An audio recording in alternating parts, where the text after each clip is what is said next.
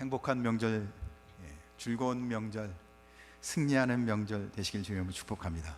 연휴가 길어서 놀러 가기도 하고 해외도 많이 나가고 첫날 거의 100만 맞는지 모르겠습니다. 숫자가 많은 인파가 외국으로 나갔다고 뉴스에 나오더라고요. 가족여행도 가고 해외여행도 가고, 그런 중에도 교회를 지키며 오후 예배까지, 오전 예배도 아니고 오후 예배까지 이렇게 신실하게 예배하는 우리 온 성도님들에게 하나님의 크신 은혜가 오늘 주시는 말씀을 통해서 더 넘쳐나시길 주님의 이름으로 축복합니다. 가만히 보니까 열흘이나 돼서 주일이 2번이나 걸쳐 있더라고요. 그래서 어떤 분들은 2번씩이나 주일을 다른 교회에서 드리는 분도 있을 테고 혹 못 드리는 분도 있을 것 같습니다. 그런데 어쨌든 이 긴 연휴는 우리에게 하나님 앞에 더 믿음과 신앙을 쓰게 하기보다는 우리가 믿음을 떠날 수 있는, 아니면 적당히 타협할 수 있는 기회를 더 많이 줄 수 있는 기회가 되는 것 같습니다. 그렇죠? 우리가 보통 일요일, 우리가 말하는 주일을 쉬는데 요즘은 점점 토요일까지 공휴일로 해서 일주일에 2번을 쉬는 회사가 점점 많아지고 있습니다. 그렇게 됨으로 인해서 우리가 점점 믿음과 신앙으로 하나님 앞에 집중해 살기보다는 하나님을 떠나고 예배를 조금 경외시하게 되는 그런 풍조가 점점 생기는 것 같습니다. 그런 여러 가지 모습을 살펴 우리가 생각하며 오늘 본문에 특별히 유다 지역의, 예루살렘 지역에 특별히 안식일을 범하는 사건을 통해서 느헤미야가 어떻게 이 일을 잘 해결해 가면서 은혜를 회복해 가는지 함께 나누며 하나님이 이 성경 본문을 통해서 우리에게 주시는 은혜를 붙잡고 우리도 우리 안에 있는 신앙의 경계할 부분들을 분명하게 깨달아 우리 신앙을 분명하게 세워가는 은혜가 있길 간절히 소원합니다. 그래요, 그 당시에 특별히 안식일을 범하는 일이 생겼습니다. 안식일을 범한다는 것은 안식일에 하지 말아야 할 일을 하는 것이었습니다. 당시에 안식일을 잘 지켜야 하는데 사람들이 안식일에 율법에 근거되어 있는 그 율법 조항을 어기는 것이었습니다. 느헤미야는 이 사실들을 알고 특별한 경계를 말하는 것 외에는 특별한 조치를 별로 취하지 않아요. 조금 이상한 거였습니다. 율법의 규정대로 한다면 안식일을 범한 사람들은 출애굽기 20장 8절과 11절에 보면 안식일을 범한 자는 뭘 들어서 던지라고요? 돌을 던져 쳐 죽이라고 했습니다. 한번 따라합시다. 돌. 안식일 범하면 돌 맞아 죽어야 하는 거였어요. 그런데 구약에 있는 느헤미야가, 신약 사람이 아닌 구약에 있는 느헤미야가 안식일을 범한 일에 대해서 그렇게 크게 경계하지 않고, 이해가 좀 안 되죠. 신앙이 그렇게 좋은 하나님 앞에 철저한 느헤미야가 규례대로 하면 일벌 100개 돌쳐 죽였어요. 하지만 오늘 성경을 가만히 살펴보면 느헤미야는 그렇게 하지 않았다는 거예요. 사랑하는 성도 여러분, 때로는 죄를 지은 자일지라도, 때로는 우리가 생각하기에 율법을 어겨서 심각한 죄를 지은 사람일지라도 우리는 율법의 조문 위에 있는, 율법이 갖고 있는 율법의 조항보다도 더 위에 있는 관용의 정신에 따라 살아가야 할 것을 오늘 성경은 이야기하고 있습니다. 율법 조문에 따르면 당연히 안식일을 범했기에 돌을 쳐서 죽여야 하지만, 사실은 율법 조문보다 더 위에 있는 관용, 실제는 그 사람이 하나님 안에서 존귀한 자로서 더 인정받아야 하는 관용의 정신을 가지고, 그러니까 율법 정신의 가장 밑바탕에 깔려 있는 용서라는, 그를 사랑해야 한다는 정신으로 심판보다는 그를 잘 깨우쳐서, 이스라엘 백성들을 잘 깨우쳐서 도리어 믿음 안에 잘 세우게 하고자 하는 그런 모습을 오늘 성경을 통해서 우리에게 보여주고 있습니다. 사랑하는 성도 여러분, 법대로 하는 것이 다 좋은 것은 아닙니다. 때로는 필요하지만 법대로 하는 것은 때로는 살벌하죠. 서로를 죽이는 일입니다. 예수 그리스도 이 땅에 오셔서 법대로 하지 않고 우리를 사랑으로 용서하셨습니다. 예수를 믿고 신앙생활을 한다는 것은 법으로 살기 위해서가 아니라 은혜 안에 살기 위해서입니다. 사랑하는 성도 여러분, 믿음 안에서 은혜가 넘치는 성도가 되실 주님을 축복합니다. 그래요, 느헤미야는 이 관용의 정신으로서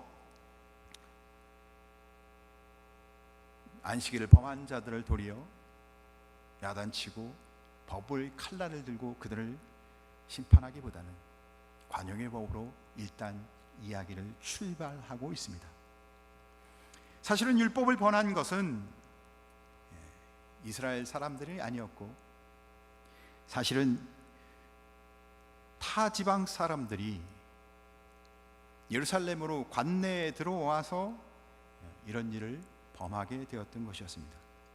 사실은 율법도 잘 모르는 사람들을 율법의 정죄를, 율법의 틀에 집어넣고 그들을 정죄해야 아무것도 남는 것도 없었어요, 사실은. 그래서 엄격한 법을 집행하지 않는 것이 훨씬 더 유익했던 거예요, 사실. 그래요, 오늘 본문을 가만히 살펴보면 그렇다고 느헤미야가 율법을 어긴 것을 무야무야 그냥 넘어가고자 했던 것은 결코 아니었습니다. 율법의 정신은 반드시 지켜야 하지만 우리도 신앙의 정신은 분명히 반드시 지켜야 합니다. 그러나 실수하고 잘못한 것을 칼날처럼 자르는 것은 하나님이 우리에게 기독교 정신으로 말하는 정신은 절대 아닙니다. 정죄 대신에 자비를 가리키는 것이 성경입니다. 도리어 우리에게 용서를 가리키는 게 성경입니다. 그래서 예수님도 가늠하다 현장에서 잡힌 여인이 잡혀왔을 때 그 여인을 율법의 칼날로 그 여인을 정죄하지 않습니다. 도리어 다시는 범죄치 말라고 돌려보냅니다. 용서, 이게 기독교의 밑바탕이어야 합니다.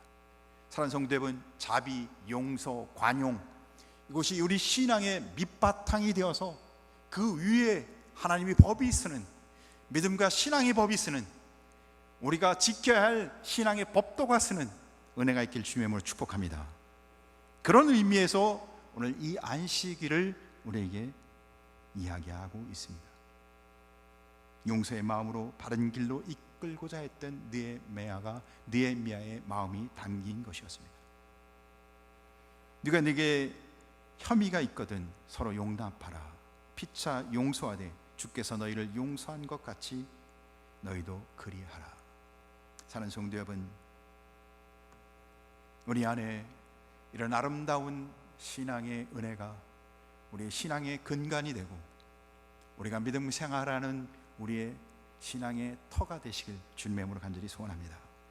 사실 16절 성경을 보면 이 안식일을 범하게 된 것은 이방인 두로 사람들이었습니다. 두로 사람들은 상인이었는데 그들이 주로 예루살렘 성에 와서 물건을 파는 일들을 했습니다. 안식일에는 이스라엘 사람들은 장사를 하지 않았죠. 그러니까 안식일에는 이 두로 사람들이 성전 예루살렘 성 안에 들어와서 장사하는데 자기들 마음껏 할 수 있었어요. 왜냐하면 이스라엘 사람들이 장사를 안 하니까. 그러니까 두로 사람들 판이었어요. 두로 사람들이 그날 완전히 논하는 날이었던 겁니다. 어떤 물건이든 갖고 와서 팔면은 왜 이스라엘 사람과 경쟁을 했어야 되는데 안식일에는 자기들 마음대로, 두로 사람들 마음대로 물건을 파는 거예요. 좋은 물건, 화려한 물건, 또 외국 사람들이 갖고 오는 물건은 또 다르잖아요. 이색적이잖아요. 그래서 마음껏 물건을 막 파는 겁니다, 두로 사람들이. 그래요. 그런데 그렇게 그들이 자유롭게 물건을 파는 것이 사실은 이스라엘 사람들이 안식일을 범하는 단초, 계기가 되는 것이에요. 자기들은 안식일을 지키고 있었지만 이방인들이 안식일에 와서 예루살렘, 자기들이 살고 있는 사회에 와서 그렇게 마음껏 물건을 파는 것이 자기들이 병들기 시작하는 단초가 되었던 것이었습니다. 우리에게 뭘 교훈할까요? 우리가 하나님의 법을 잘 지키고 있다고 해서 다 끝나는 게 절대 아니라는 겁니다. 우리 아무 상관없는 믿음 없는 사람들이 우리 바로 앞에서 내 삶 영역 속에서 하나님의 법을 따르지 않고 얼마든지 그들이 마음대로 살아가고 있으면 결국 우리는 거기에 영향을 받을 수밖에 없다는 겁니다. 그래서 하나님은 이스라엘 백성이 가나안 땅에 들어갈 때 그 땅 이방 거민들을 멸절하라 하십니다. 지금은 그렇게 할 수는 없죠. 근데 왜 그렇게 하셨는가 정신은 우리가 배워야 한다는 거죠. 왜 그렇게 하세요? 우리는 반드시 함께 살면 영향을 받는다는 겁니다. 사는 성도 여러분, 우리가 믿음과 신앙 안에서 깨어있지 않으면 우리의 신앙을 다 빼앗기게 되어 있다는 겁니다. 우리가 깨어서 분명하게 알지 못하면 내가 그냥 교회 생활하고 신앙생활하면 내 신앙을 잘 지킬 수 있을 것 같지만 절대 그렇지 않다는 거예요. 그것은 하나님이 우리에게 이미 그 가르침을 보여주고 계십니다. 사랑하는 성도 여러분, 늘 깨어 우리가 이 주신 은혜를, 믿음과 신앙의 이 은혜를 끝까지 지켜가는 하나님의 은혜가 있길 주님으로 축복합니다. 죄가 아닌 듯 하지만 실상 크고 무서운 죄가 있습니다. 오늘 성경 17절을 보면 느헤미야가 안식에 물건을 가져다 판 이방인 두로스 사람들은 야단치지 않고 예루살렘 귀인들을 불러다가 야단을 치는 모습을 보여줍니다. 두로스 사람들을 야단쳐도 별 효과가 없어서 아니요, 귀인들, 그러니까 이스라엘 사람들, 이미 믿음 생활을 하고 있었던 그들을 야단친 이유가 있었어요. 왜냐하면 그들 마음 속내를 꿰뚫어 보고 있었기 때문입니다. 겉으로는 안식일을 지키는 것처럼 했지만 물건을 장사를 하지도 않았고 자기들은 다 문을 닫고 아무것도 하지 않았고 안식일에 이방인들이 와서 물건을 파는 거였어요. 근데 이방인들이 와서 물건을 팔았는데 그 물건을 샀기 때문에 그들이 와서 물건을 팔았겠죠. 사는 사람이 없었다면 물건을 팔 수가 없지 않습니까? 누군가 샀으니까. 예루살렘 귀인들이 물건을 사는데 그들은 아마 물건을 사도 이 물건 이렇게 지적만 하고 갔을 거예요. 돈은 나중에 그 다음날 아마 지불했을 겁니다. 왜? 율법에 어긋나기 때문에. 어쩌면 율법이라는 그 틀을 조금 벗어나서 여러 가지 방법, 그래도 합리적이라고 생각할 수 있는 여러 가지 방법들을 고안해서 아마 피해갈 수 있도록 어쨌든 안식일에 두로스 사람들은 와서 물건을 파는데 사는 사람이 있었다는 거예요. 이스라엘 사람들은 그렇게 생각했습니다. 우리는 장사를 하지 않았다. 우리는 율법을, 안식일을 범하지 않았다. 우리 아내도 어쩌면 신앙생활하며 나는 예배를 잘 드린다, 나는 봉사를 잘 한다, 나는 뭐뭐를 한다, 나는 어디까지는 하고 있다, 그러면서 스스로 안전장치를 갖고 믿음 생활을 하고 있는지도 모르겠습니다. 사랑하는 성도 여러분, 정말 내가 날마다 하나님 앞에서 내 양심 걸고 내가 믿음과 신앙 안에서 정말 하나님 앞에 날마다 깨어서 주님의 뜻대로 살아가는 것이 무엇인지를 물으며 하나님 앞에 선 성도로 살아가시길 주님의 이름으로 축복합니다. 그렇게 자기 합리화하는 것이 신앙이 아니라는 거예요. 그렇게 해도 하나님 앞에서는 그것이 죄가 아닌 것 같이 자기 스스로는 인정할지 모르지만 어쩌면 다른 사람도 당신은 잘하고 있어요 라고 말할 수 있어요. 목사 앞에 와서도 칭찬받을 수 있어요. 아, 잘하시는군요. 그게 속내를 알 수 없으니까요. 그러나 하나님은 그 마음속에 어떤 동기를 갖고 하시는지 다 아시잖아요. 왜 그런 동기를 가지고 그렇게 자기 합리화를 했는지.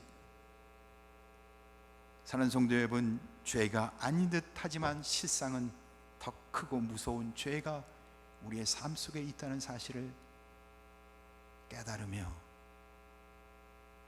내 마음속으로부터 하나님 앞에 충성하는, 눈 가리고 아웅하는 신앙이 아니라 그냥 겉으로 보기에 교회 다니는 사람이 아니라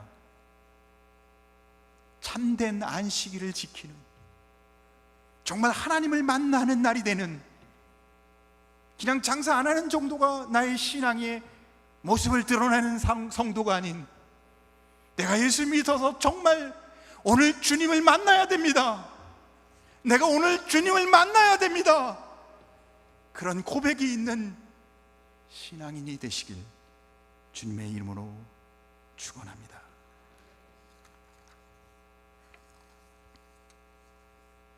두 번째, 오늘 성경 18절을 보면 그들에게 가슴 아픈 이야기가 있죠. 그것을 오늘 지적해서 이야기합니다. 너희 조상들이 이같이 행하지 아니하였느냐? 너희 조상들이 이같이 행하지 아니하였느냐? 너희가 이미 너희 조상 때 하나님 앞에 그렇게 위선적으로 눈 가리고 아웅 하나님 앞에 하나님의 말씀대로 살지 아니하다가 심판받은 것을 너희가 다 알지 아니하느냐? 너희가 왜 똑같이 그 길을 가려 하느냐? 왜 너희가 똑같이 그 망하는 길을 선택해 가고자 하느냐? 누구에게 얘기해요? 바로 이스라엘 백성에게 이야기하고 있습니다. 그들의 아픈 과거, 조상들이 갔던 그 아픈 과거를 똑같이 가고 있다고. 성경에 수없이 하나님 앞에서 하나님을 어떻게 속이겠습니까? 사람은 속여도, 저는 여러분 속일 수 있습니다. 여러분도 저를 속일 수 있어요. 그러나 우리는 하나님은 속일 수 없습니다. 저는 하나님이 속일 수 없어요. 여러분도 하나님이 속일 수 없어요. 우리가 겉모습은 신앙인처럼 살아갈 수 있지만 속까지 하나님 앞에 속일 수 있나요? 조상들이 다 망했듯이 너희도 그렇게 망하겠느냐? 조상으로부터 유전한 망령된 행실을 너희도 그대로 따라하겠느냐? 성경이 우리에게 끊임없이 이스라엘이 망한 것을 기록한 이유는 뭔가요? 그렇게 망하지 말라고 경고하는 거 아닙니까? 너희는 그렇게 살지 말라, 너희는 그렇게 행하지 말라, 너희는 그렇게 신앙생활하지 말라. 죄가 얼마나 무서웁니까? 죄가 얼마나 무서운지 그렇게 망했다는 얘기를 끊임없이 듣는데도, 그렇게 망했다는 얘기를 끊임없이 설교 중에 우리가 설교를 듣는데도 불구하고 내 얘기 같지가 않아요. 죄의 본성은 얼마나 무서운지. 죄는요 인격적이에요. 나는 아니라고 생각하게 만들어 버린다는 거예요. 나와 관계없다고 생각한다는 거예요. 제왕적이에요. 나를 그냥 끌고 가버리는데 죄에서 벗어날 수가 없어요. 죄의 유혹이 우리를 한번 끌고 가면 옳은 것 같아요. 내 생각이 맞아요? 아니요. 나는 다 틀리고 주님이 옳아요. 나는 다 잘못된 거고 예수 그리스도가 옳습니다. 그래서 예수 믿는 것은 나는 죽고 예수가 사는 겁니다. 나는 죽고 예수가 살아야 사는 겁니다. 내가 사는 길로 가면 나는 죽는 것입니다. 제가 왕노릇한다고 그래서 성경은 기록하고 있는 거예요. 그런데 가만히 두면 믿음으로 살아가지 아니하면 죄가 왕노릇합니다. 그래서 날마다 바울은 나는 죽노라. 사랑하는 성도 여러분, 죽지 않으면 살 길이 없습니다.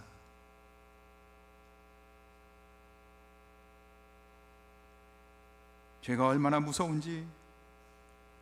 그래서 우리에게 필요한 것이 있다면 그것은 은혜입니다.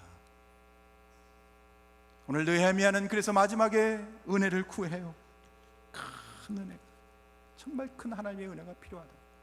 사랑하는 성도 여러분, 여러분이 처한 장소에서 시간 안에서 하나님 앞에 엎드려 기도하며 은혜를 구하시길 주의 이름으로 축복합니다. 은혜 없이 어떻게 성도가 믿음으로 승리할 수가 있겠습니까? 이 죄악된 세상에서. 그건 착각이죠. 정말 착각하고 계신 겁니다. 생각하면 생각할수록 서 있는 게 은혜입니다. 예배하는 게 은혜입니다. 이 자리에 있는 게 은혜입니다. 정말 은혜가 필요합니다. 날마다 하나님의 은혜 안에 사시길 주의 이름으로 축복합니다. 할 수만 있다면 기도하시기 바랍니다. 할 수만 있다면 말씀 가운데 사시기 바랍니다. 잘 사는 것 같은가요? 잘 사는 게 절대 아닙니다. 살아있는 고기는 거슬러 가야 합니다. 근데 힘들어요. 떠내려가는 건 쉽습니다. 편하신가요? 떠내려가고 있는 게 아닌가요? 떠내려가는 것은요, 힘이 들지 않아요. 부딪히지도 않습니다. 그러나 거슬러 올라가는 건 살아있는 물고기인데, 그에겐 생명이 있는데 힘들어요. 고통스러워요. 그런데 분명한 건 살아있다는 겁니다. 산 믿음. 살아있기 때문에 믿음 생활이 때로는 고통스러운 것입니다. 그래서 하나님 앞에 엎드릴 수밖에 없어요. 나는 자격도 안 되고 능력도 안 되는데 내가 어떻게 세상을 이깁니까? 주님 도와주십시오. 주님의 은혜가 필요합니다. 말씀을 읽고 성경을 묵상하고 성령의 지도를 따라 기도하고 엎드려 살아야 한다는 얘기입니다. 은혜를 구한다는 얘기는 하나님 앞에 엎드려 기도하고 말씀을 묵상하고 하나님이 주신 예배 앞에 자기 인생을 걸고 봉사하고 헌신하고 몸부림치라는 얘기입니다. 그냥 은혜 그러면 주신다는 게 아니라, 사랑하는 성도 여러분, 정말 이 시대에 점점 기도의 자리가 비어가고 있습니다.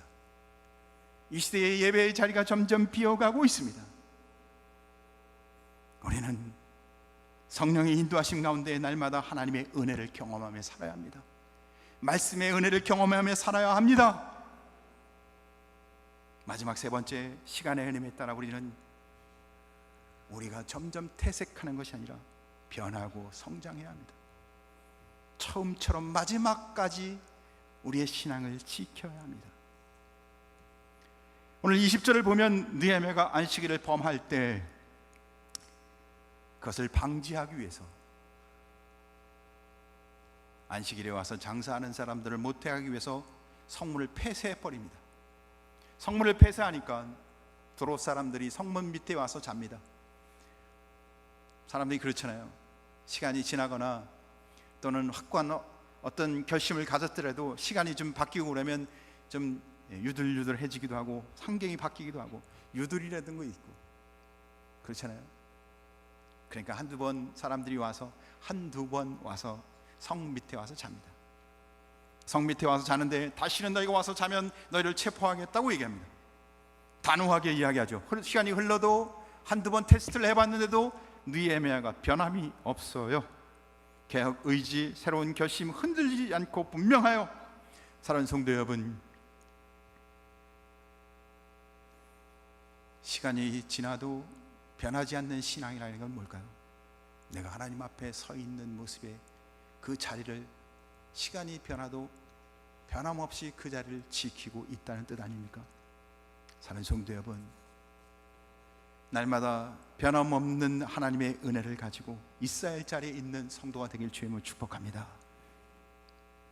오늘 성경 마지막 22절에 느헤미야는 하나님 앞에 이렇게 기도합니다. 내 하나님이여, 나를 위하여 이 일도 기억하옵시고 주의 크신 은혜대로 나를 아끼시옵소서. 14절에도 비슷한 기도를 합니다. 큰 은혜, 크신 은혜를 달라고. 사랑하는 성도 여러분, 이 시대에 우리의 믿음과 신앙을 지키는 것은 하나님의 은혜가 필요하다는 것입니다. 은혜 없이 우리는 아무것도 할 수 없습니다. 우리가 혹 잘할 수 있는 게 있을 수도 있죠. 우리가 의롭고 거룩하고 어떤 영향력 있는 삶을 살아갈 수도 있습니다. 그러나 성도의 삶은 성도가 잘한 것이 아니라 다 주님이 도와주신 것 아닙니까? 주님이 나를 오늘 이 자리까지 인도하신 것 아닙니까? 오직 하나님의 은혜로 살아가는 것을 깨달을 때, 오늘 느헤미야가 마지막에 하나님 앞에 크신 은혜를 구한 이유는, 느헤미야는 사실 정치적으로 그가 갖고 있는 지금 배경, 그의 환경, 그가 지금까지 하는 사역 하나도 막힘이 없어요. 그는 아닥사스다 왕의 총애를 받고 지금 예루살렘 총독으로 막강한 권력을 갖고, 그리고는 교회 안에서는 강한 개혁을 이루어가고 있는 거예요. 누가 그에게 뭐라고 하겠어요? 자신감 있게 하나님이 날 도우셔서 하고 있습니다. 할렐루야, 아멘. 그러나 그는 겸손하게 이 모든 일은 하나님이 나를 여기까지 인도해서 은혜 가운데 하고 있다고 고백하고 있었던 겁니다. 사랑하는 성도 여러분, 잘하든 못하든 내가 오늘 여기까지 온 것을 하나님의 은혜로 고백하는 성도가 되길 주의 이름으로 축복합니다. 왜죠? 앞으로 하나님의 은혜를 계속해서 의지하는 사람이 되기 때문인 것입니다. 지금까지 온 것이 하나님의 은혜가인 것으로 고백하지 않는 사람은 앞으로 하나님의 은혜를 기대하지 않을 것이 너무 뻔하기 때문인 거예요. 느헤미야가 정말 오늘 이 기도를 갖고서 하나님 앞에 엎드렸던 것은 그가 지금까지 하나님의 은혜가 내게 함께 하셨기에 앞으로도 나는 하나님의 은혜가 필요하다고, 그가 뭘 부족해서가 그렇게 지금 기도하는 게 아니에요. 그의 신앙심으로 정말 하나님 앞에 엎드려 기도하고 있었던 겁니다.